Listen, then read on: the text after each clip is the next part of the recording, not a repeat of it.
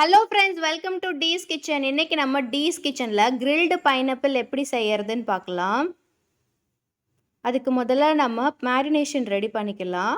அதுக்கு இந்த மாதிரி ஒரு அகலமான பிளேட் எடுத்துகிட்டு அதில் 2 டீஸ்பூன் சில்லி பவுடர் சேர்த்துக்கலாம்.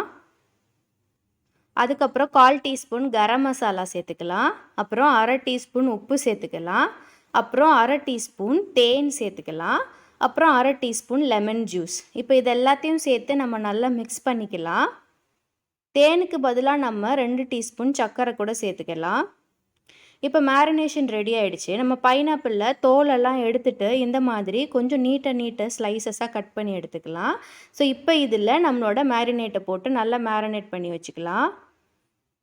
இப்போ மேரினேஷன் ரெடி ஆகிடுச்சு. இது ஒரு 10 மினிட்ஸ் போல் இருக்கட்டும். இப்போ ஒரு தவாவில் லேசாக எண்ணெய் சூடு பண்ணிக்கலாம்.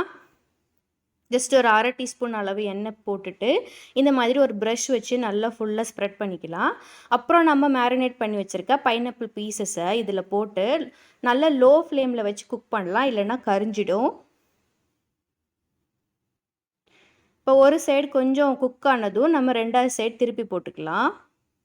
இப்போ இது மேலே லேசாக நம்ம சுகர் ஸ்ப்ரெட் பண்ணிக்கலாம்.